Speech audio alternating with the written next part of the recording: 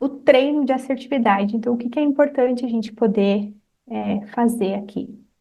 O terapeuta, como um modelo de assertividade, alguém que diz não com tranquilidade, alguém que sabe se expressar com clareza, que contorna mal-entendidos com humildade, alguém que não é passivo-agressivo, como eu estava dizendo. O terapeuta também reforça, às vezes, que perceber que o paciente foi assertivo, poder a gente ter empatia, assim, às vezes o paciente está nos pedindo alguma coisa para ele é muito difícil, né? Até porque alguns pacientes vão nos ver como uma figura de autoridade, então poder reforçar isso, estimular a assertividade fora da sessão, encorajar o paciente, né, para esse exercício da assertividade. Além disso, preparar e auxiliar o paciente em mensagens e conversas futuras. Então, aqui, role plays, né? Quando o paciente precisa mandar uma mensagem para alguém, se colocar à disposição na sessão para que tu possa ler a mensagem, ajudar ele ali a lapidar o texto, ajudar, né, a diminuir a chance de ruído, de problemas naquele texto, ensinar ele, servir como um modelo, né, de orientações úteis, né, também e conversas futuras. Então, assim, vai ter uma conversa sobre com o chefe. Fazer um roleplay sobre né, dessa conversa. Tanto o paciente pode ser ele mesmo e tu o chefe, como tu pode ser o paciente e ele o chefe, para ele poder ver como tu faria, como tu falaria. Psicoeducar sobre o que que é assertividade, o que que não é assertividade. É, aqui a importância da regulação emocional e crenças sobre assertividade também é muito importante, né? A gente poder ver assim, às vezes os pacientes têm a crença, se eu fui assertivo, então o outro tem que reagir bem. Se eu fiz um pedido, o outro tem que dizer sim. E essa é uma crença muito primitiva, muito infantil, porque se tu fez um pedido, bom, para ti pode ter sido muito difícil se tu está trabalhando a tua assertividade, mas o teu pedido é só mais um de muitos outros. E a pessoa vai ter, sim, o direito de dizer não. Então, é o mundo adulto, é maturidade emocional, né? Não quer dizer que porque tu fez um pedido que a outra pessoa é obrigada a aceitar, né? Então, ter essa tolerância, essa regulação emocional faz parte do treinamento de assertividade. E aqui algumas competências com relação à assertividade. Então, a firmeza, né, que é o que eu estava falando antes, a gente sustentar os nossos nãos, autorresponsabilidade e assertividade. Então, ajudar o paciente a ver que ele ser assertivo é ele exercer a sua autorresponsabilidade de coisas que só ele vai poder dizer, de coisas que só ele vai poder expressar, né? Como o meu prato no restaurante, ninguém tinha nada a ver com isso, que eu não tinha gostado do prato. É minha responsabilidade fazer alguma coisa com isso. Eu sou adulta, eu preciso falar. Se eu fosse uma criança, eu poderia sim contar com o meu pai, a minha mãe, algum outro adulto para fazer o pedido por mim. Mas ainda assim, existe, né, um treino ali, existe já contextos sociais em que a família vai ajudar a criança a pedir, vai ensinar com naturalidade, com amor, essa assertividade. Nem todo mundo tem isso, né? Só que assim, independente da nossa história, é nossa responsabilidade como a gente vai escolher agir diante das nossas faltas. Então, né, na vida adulta é isso. Se eu estou num restaurante e eu não gostei do meu prato, eu escolho, ou eu como me privando e perdendo uma refeição que poderia ser muito gostosa, ou eu exercito a minha assertividade, faço valer a minha voz, e aí eu me dou, né, uma chance de ter algo mais. E é uma chance também, o restaurante pode não querer trocar, ou pode querer me cobrar dois pratos, e aí a gente vai lidar com a situação sendo como ela é. E outras competências aqui, então, ensinar o paciente que é possível dizer não com amor, especialmente se a gente ama aquela pessoa, especialmente se é alguém que a gente quer manter, se é um vínculo importante para nós, né? Poder, assim, inclusive ressignificar o não, ressignificar os limites, a assertividade, né? Então, assim, eu vou dizer não, não porque eu quero o teu mal, mas porque eu me importo. É porque eu vou colocar limites em ti, eu vou ser franca contigo, porque tu é uma relação que eu quero manter na minha vida. Então, ter essas novas crenças é tão importante, né? É possível estabelecer limites com gentileza e é possível ser firme sem ser ríspido. Então, essas lições a gente vai incorporando, porque isso é de um nível de competência, é de um nível maior de dificuldade, né?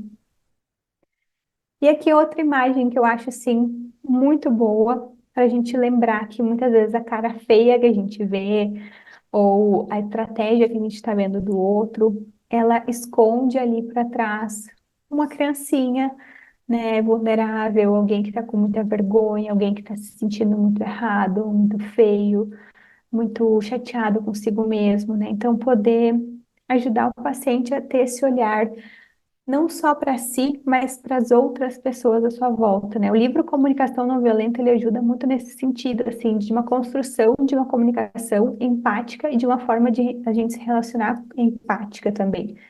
Então, tudo bem, eu quero cultivar a assertividade na minha vida, eu quero cultivar relacionamentos onde a gente se respeita, mas se por um acaso alguém que é importante para mim agiu de um jeito grosseiro ou pisou no meu calo, eu vou conseguir olhar também com compaixão, sem me subjugar, sem achar que eu mereço aquela grosseria, mas também sem é, devolver na mesma moeda, né? Então, ter esse olhar de o que tem por trás é outra habilidade, essa é uma habilidade empática aqui, né? De a gente poder cultivar esse olhar que é mais complexo, que é além daquilo que é óbvio ali, né? E isso é conexão emocional, é a gente transpor barreiras, é a gente ir além do que está sendo visto ali a olho nu, né? Mesmo que às vezes a gente vai se focar só no que está ali na nossa frente, muitas vezes a gente vai olhar, tentar olhar para o que tem por trás. Então, assim, atraso, daqui a pouco é um gatilho para alguém. Tá, mas se o meu marido se atrasou eventualmente, talvez ele estava num dia mais corrido, talvez ele estava atrapalhado, talvez ele não está num bom dia, ele não está legal, ele está precisando de tolerância, então eu vou relevar, né? Eu vou escolher o momento adequado para eu pontuar aquilo ali, para eu ser mais crítica ou mais firme, né? Então poder ter esse olhar assim é fundamental, né? Isso é a conexão emocional. E aqui a comunicação. Então, primeiro, psicoeducação, né? Um treinamento de habilidades de comunicação, tanto aprender a falar quanto aprender a ouvir, ajudar o casal a ver a comunicação como um processo de mútuos benefícios, ao invés de uma luta pelo poder. Exercício de comunicação, então, papéis de falante e ouvinte. Vou mostrar para vocês essa estratégia. E também crenças daí aqui sobre comunicação, né? Se ele me ama, precisa ler os meus pensamentos, precisa adivinhar o que eu sinto ou o que eu quero. E não é bem assim também. A gente até pode contar que o outro adivinha, às vezes até pode dar certo, mas é nossa responsabilidade comunicar. Aí também a gente vai pensar em ajudar o paciente a entender a diferença entre forma e conteúdo. Então, a forma que eu falo tem muito impacto, o conteúdo também. Então, às vezes eu posso falar a mesma coisa, fazer o mesmo pedido de jeitos muito diferentes, né? Tem jeitos melhores, jeitos que podem ressoar melhor no outro, e tem jeitos de pedir, de expressar que vão ter mais chance de gerar problema, de gerar atrito, né? E poder o paciente ter essa diferença também faz muita diferença nas habilidades sociais. Uma outra diferenciação aqui são os comportamentos verbais e não verbais. Aqui alguns exemplos, né? Os comportamentos não verbais são a forma. Então, assim, eu posso olhar com desprezo ou olhar com compaixão para o outro. Eu posso sorrir ou eu posso estar mais séria, mais carrancuda, né? Então, o que a gente fala não é só a voz e não é só as palavras, é também a forma que a gente fala, é também como está o nosso corpo, é também a nossa postura, a nossa intenção. e o verbal, né, que é o conteúdo. Então, aqui a gente pode dizer, né, aqui vai contar, por exemplo, as palavras que a gente usa, o conteúdo propriamente dito. Por exemplo, pega um copo d'água. Posso dizer, pega um copo d'água, ou posso dizer, pega um copo d'água, né? Então, isso faz toda a diferença. Aqui é a forma e aqui é o conteúdo. Então, também é um elemento importante para a gente poder auxiliar o paciente, para a gente poder, na própria relação terapêutica, mostrar, né, quando ele é mais grosseiro ou quando ele é mais ríspido com a gente, poder mostrar, poder usar ali, não com crítica, mas usar a nossa relação como um lugar de aprendizagem para que ele possa exercitar novas formas de se relacionar, de se expressar. Aí um outro conceito também que eu quis compartilhar aqui contigo é duplo vínculo ou dupla mensagem. Então, isso aqui fala sobre as contradições. Então, dois ou mais conteúdos na mesma forma, ou fala que são contrastantes. O que que é isso, né? Por exemplo, a pessoa diz que não, mas não é firme e se contradiz no fim. Ou a pessoa está sendo passivo-agressiva, né? Então, por exemplo, dá um presente e faz uma cobrança ao mesmo tempo. Então, assim, eu te amo, vê se aparece mais vezes. Eu te amo, vê se não esquece de mim. Eu te amo, mas enfim, foi muito boa a visita, mas eu sei que tu prefere a tua sogra, ou sei lá, eu sei que eu não sou preferida, mas fiquei feliz que tu lembrou de mim hoje, sabe? Então, a pessoa tá falando uma coisa boa, mas dá uma alfinetada, né? Então, quem recebe, quem ouve, fica inseguro, fica na dúvida, não consegue se conectar de fato com aquilo. E é importante a gente eliminar as duplas mensagens, né? Eliminar o duplo vínculo, que é isso, a pessoa tá ali, daqui a pouco dando limite para a criança, mas sendo muito mole, sabe? Ou dizendo eu te amo, mas sendo grosseira. Então, é, essa confusão, ela é importante que a gente limpe, né? Para ter uma comunicação clara, para ter relacionamentos assim que realmente eles sejam seguros. Esse aqui é um exemplo de dupla mensagem, né? O pai tá ali, ai, não sei onde erramos contigo, né? Parece que ele tá ali se importando.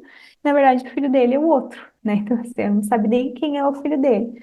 Então, essa dupla mensagem aqui, ela tá explícita, né? A gente precisa poder se perceber e ajudar também o paciente, né? Quando ele fizer esses movimentos de dupla mensagem.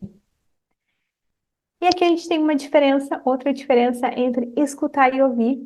Então, uma escuta é diferente de simplesmente eu ter ouvido aquilo. Então, a gente vai treinar uma escuta ativa, uma escuta que realmente é conectada.